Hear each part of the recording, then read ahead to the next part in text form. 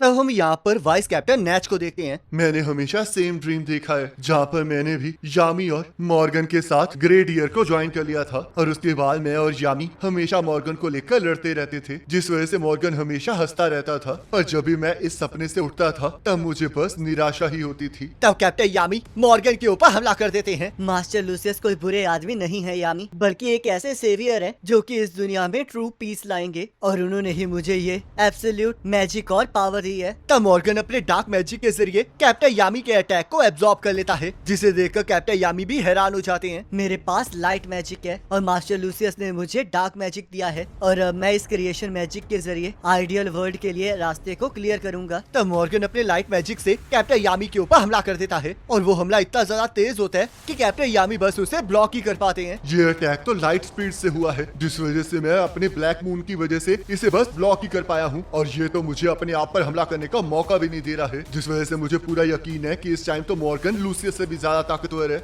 यामी, darkness में रोशनी ज्यादा चमकती है, तो आखिरकार तुम्हें क्या लगता है कि तुम मुझे कब तक रोक पाओगे? तब यहाँ वाइस कैप्टन नैच पूरी तरह से टूट चुके होते हैं, और तभी इचिका वहाँ पर आ जाती है। मुझे नहीं पता कि तुम्हारा मेरे भाई के साथ क्या लेना देना है, पर आस्था ने मुझे बताया था कि जब मेरा भाई मुझे बचाने के बाद इस जगह पर आया था तब वो इस जगह के लिए बिल्कुल डिफरेंट था, पर फिर भी उसने बहुत सारे लोगों को इंस्पायर किया है, और अब देखो मैंने फिर से सब कुछ अपने भाई के कंधों पर छोड़ दिया है। पर अब ऐसा नहीं होगा, क्योंकि मैं एक ट्रेजिक प्रिंसेस की तरह ये सब कुछ होते हुए नहीं देख सकती। तब यहाँ मॉर्गन लगातार कैप्टन यामी के ऊपर हमला कर रहा होता है, और कैप्टन यामी उससे बचने के अलावा कुछ नहीं कर पा रहे होते, और तब मॉर्गन की स्पीड ज्यादा होने की वजह से वो कैप्टन यामी के ऊपर भारी पड़ जाता है। पर तभी इचिका बीच में आकर कैप्टन यामी को बचा लेती है। मैं यहाँ पर प्रोटेक्ट होने नहीं बल्कि मदद करने आई हूँ, तो इसलिए मैं भी आपके साथ लड़ूंगी ब्रदर। तुम सभी लोग तो सच में बहुत बड़े हो चुके हो, और चाहे हम दोनों एक दूसरे की तरह नहीं दिखते हो, पर हमारा मैजिक बिल्कुल सेम है। तब कैप्टन यामी और इचिका अपनी अपनी स्पेल्स को मिला देते हैं और मॉर्गन का सामना करने लगते हैं, और उसके लाइट मैजिक की डायरेक्शन को चेंज कर रहे होते हैं। मुझे माफ कर देना, क्योंकि मैं आसान रास्ता चुन रहा था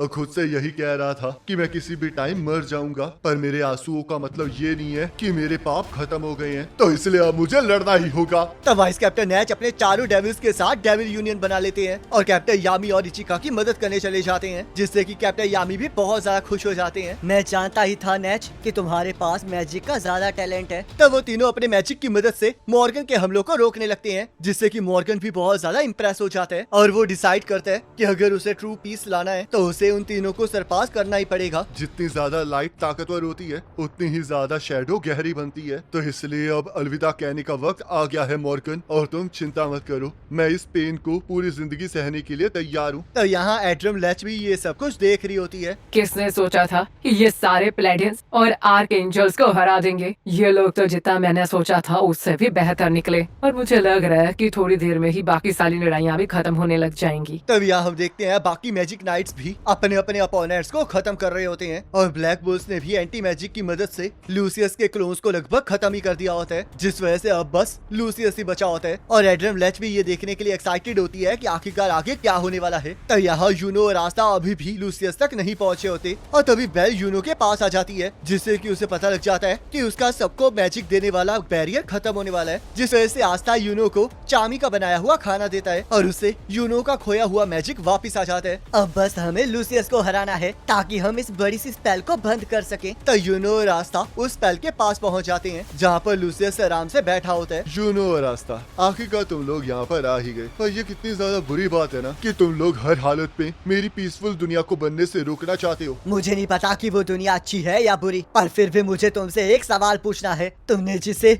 एक ट्रूली हैप्पी पर्सन बनाया था, वो जैसे होश में आई वैसे ही उसे अपने किए पर रिग्रेट होने लगा, जिस वजह से सिस्टर लिली बहुत ज्यादा रोई। तो अब बताओ कि अगर तुम करेक्ट फ्यूचर ला रहे हो तो आखिरकार क्यों उनकी जैसी पर्सन रोई है? ये सारी तुम्हारी गलती है आस्था, तुम ही दुनिया की सबसे बड़ी प्रॉब्लम हो, और जब भी तुम किसी चीज में इन्वॉल्व होते हो तब लोगों को बस दुख ही मिलता है। तो क्या तुम्हें अभी भी ये समझ में नहीं आ रहा है? तुम्हारी ये बातें तो सच में बकवास है। मुझे तो पहले से ही अंदाजा था कि तुम कोई गॉड नहीं हो, बल्कि तुम तो बस एक ह्यूमन हो, जिसे ये बिल्कुल पसंद नहीं आ रहा है कि चीजें उसके हिसाब से नहीं चल रही हैं। तुम तो सच में बहुत ज्यादा घटिया इंसान हो। तो लगता है अब तुम लोगों को अपने साथ में मिलाने की कोशिश करना बेकार है, क्योंकि तुम लोगों ने ये डिसाइड कर लिया है कि तुम लोग मुझे रोक कर ही रहोगे, तो इसलिए अब मैं तुम लोगों को हरा कर ही अपने आइडल वर्ल्ड को क्रिएट करूंगा। तब लूसियस उनके ऊपर हमला कर देता है, पर आस्था और यूनो उसके हमले को काट देते हैं और उसकी दुनिया को तबाह करने का कहकर उस पर हमला कर देते हैं। तो लूसियस आस्था को पंच मार के दूर फेंक देता है और यूनो लूसियस के पीछे जाकर उस पर हमला कर देता है। पर लूसियस अपने बोन मैजिक से यूनो के हमले को रोक देता है और अपनी बोन बुलेट से आस्था के ऊपर फायर कर देता है, जिसे आस्था रोकने की कोशिश करता है, पर उसके प्रेशर की वजह से पीछे की तरफ धकेला जाता है। तो यूनो भी लूसियस के बोन मैजिक को तोड़कर उसके ऊपर हमला कर देता है, पर लूसियस उसके हमले से बच के यूनो के ऊपर भी बुलेट से फायरिंग करना स्टार्ट कर देता है और आस्था के ऊपर भी फायरिंग कर रहा होता है ताकि आस्था उस तक ना पहुंच सके। पर आस्था और यूनो फिर भी लूसियस के हमले से बचते हुए उस तक पहुंच जाते हैं और उसके ऊपर हमला कर देते हैं, जिससे कि लूसियस को चोटें आ रही होती हैं। यूनो के पास विंड और स्टार मैजिक है और इसके पास अनलिमिटेड पोटेंशियल है क्योंकि मैजिक इससे प्यार करता है। पर आस्था के पास एंटी मैजिक है जो कि हर एक मैजिक को रिपेल करके उसे खत्म कर देता है। ये दोनों पावर्स तो एक दूसरे की ऑपोजिट हैं, तो आखिरकार ये दोनों इतनी अच्छी टीम कैसे बना पा रहे हैं? रुको जरा, ये दोनों टीम नहीं बना रहे हैं बल्कि ये तो एक दूसरे को सरपास करने में लगे हैं और ऐसा करते करते तो ये लोग मेरी प्रोफेसी को भी सरपास कर रहे हैं। तब आस्था लूसियस के पास पहुंचकर अपनी जेटन से उस पर हमला कर देता है और यूनो भी अपने सेंट स्पिरिट मैजिक से लूसियस को जमीन में गाड़ देता है, जिससे कि लूसियस के टुकड़े टुकड़े हो जाते हैं और आस्था और यूनो एक दूसरे की तारीफ करने लगते हैं। तब यहाँ बाकी सभी लोगों ने भी लूसियस के क्लोन्स को हरा दिया होता है, जिस वजह से उन्हें लगता है कि वो लोग जीत चुके हैं और सारे क्लोवर किंगडम वाले लोग भी इससे बहुत ज्यादा खुश होते हैं। पर तभी मल्टीपल ग्रिमोर टावर से रोशनी बाहर निकलने लगती है जो कि वहाँ जा रही होती है जहाँ पर आस्था और यूनो होते हैं और तभी उनके सामने लूसियस आ जाता है, जिसे देखकर वो दोनों हैरान हो जाते हैं। तुम लोगों ने सच में बहुत अच्छा काम किया है, पर अब वक्त आ गया है जब तुम लोग विजिट एम्परर की असली पावर देखने वाले हो। तो इसका मतलब जिसे हमने हराया वो भी क्लोन था? सारे क्लोन्स को बनाने में बहुत ज्यादा टाइम लग गया था, पर ये अच्छी बात है कि उनकी वजह से मुझे इतना ज्यादा टाइम मिल गया और तब तक मैं सेफली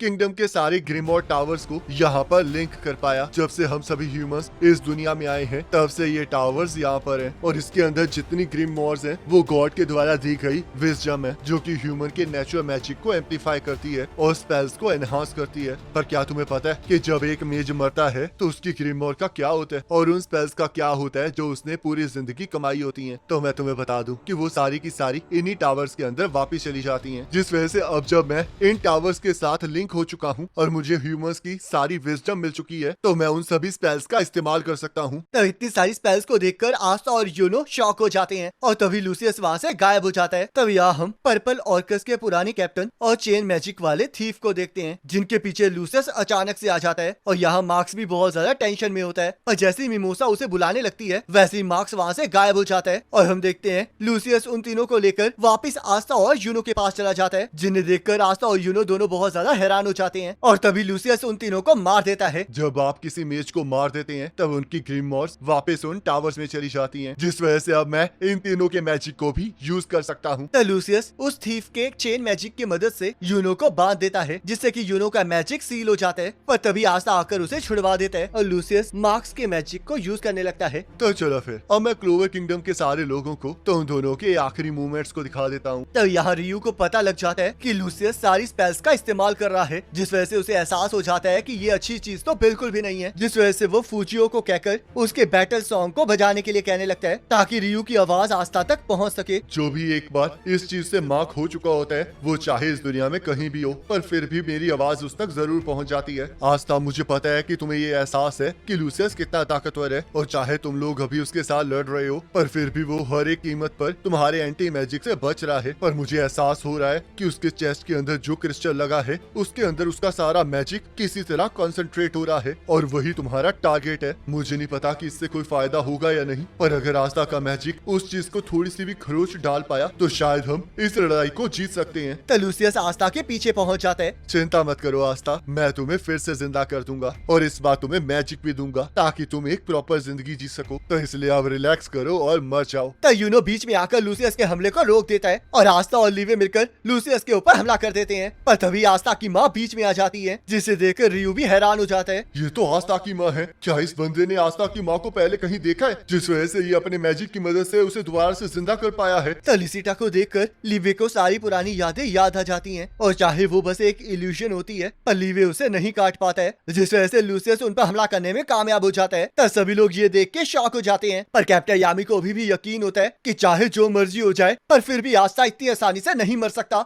नोवेल भी आस्था की तरफ जाने लगती है पर लूसियस अपनी प्लेडेंस और एंजल्स को दोबारा से जिंदा कर देता है और इस बार वो पहले से ज्यादा ताकतवर होते हैं, जिस वजह से सभी लोग उन्हें देखकर बहुत ज्यादा शॉक हो जाते हैं। तब कैप्टन यामी को लूसियस के ऊपर बहुत ज्यादा गुस्सा आ रहा होता है, क्योंकि वो ह्यूमंस की जिंदगी के साथ खेल रहा होता है। तब यह आस्था उठ नहीं रहा होता। पिछली बार मुझे लगा था कि शायद मैंने तुम्हें मार दिया है, पर मैं गलत था, तो इसलिए मैं इस बार ये कंफर्म करके रहूंगा कि तुम मर जाओ। तब यूनो अपने साथियों को पावर देने वाली स्पेल को हटाने लगता है और सीधा लूसियस के ऊपर हमला कर देता है और उसे पीछे की तरफ धकेलने लगता है। तब रियू भी यूनो की पावर को देखकर हैरान हो जाता है। क्या तुम्हें पूरा यकीन है कि तुम्हें इस स्पेल को हटा देना चाहिए, क्योंकि इससे तो बाकी सभी लोग थोड़ी देर भी नहीं टिकेंगे। वैसे तो ये रिस्क वाली बात है, पर अगर मैंने अभी कुछ नहीं किया तो ये हमें मार डालेगा। हम सभी लोग मैजिक नाइट्स हैं और मुझे उन पर विश्वास है। तो यहाँ सभी ब्लैक बुल्स एंटी मैजिक खत्म होने के बावजूद भी लड़ने के लिए तैयार होते हैं और उन्हें पूरा यकीन होता है कि चाहे जो मर्जी हो जाए पर फिर भी आस्था नहीं मरने वाला। पर यहाँ दूसरी तरफ बाकी मैजिक नाइट्स हार मान चुके होते हैं और मिमोसा भी यूनो और आस्था को याद कर रही होती है। तो यहाँ यूनो स्टार मैजिक और विंड मैजिक की मदद से लूसियस के ऊपर हमला कर रहा होता है, पर लूसियस बहुत जल्दी रीजनरेट कर लेता है और यूनो के ऊपर बहुत सारी स्पेल से हमला कर देता है। यूनो, तुम सच में बहुत कमाल के हो और अब तो मुझे बिल्कुल नहीं हरा सकते। अभी सब कुछ खत्म नहीं हुआ है, तो इसलिए यूनो तुम्हें ये करना ही होगा। और चिंता मत करो, मैं बहुत जल्दी तुम तक पहुँच कर आऊंगा। तो यूनो अपने स्टार मैजिक की मदद से आस्था को कहीं और पहुंचा देता है। उसे कहीं और पहुंचाने की जरूरत नहीं है, क्योंकि ऐसी कोई भी जगह अब नहीं बची है जहां पर मैं नहीं जा सकता। तुम्हें उसके पीछे जाने की कोई जरूरत नहीं है, क्योंकि जब तक मैं यहाँ पर हूँ तब तक वो वापस आकर रहेगा। तब हम देखते हैं आस्था ने यूनो को भी अपना एंटी मैजिक दे दिया होता है और आस्था ने उसे अपनी डीमन ड्वेलर स्वॉर्ड भी दे दी होती है। और इसी के साथ ये पार्ट कंप्लीट हो जाता है। अब नेक्स्ट पार्ट का लिंक आपके स्क्रीन पर आ रहा होगा, उस पर क्लिक करके अगले पार्ट को देख सकते हैं।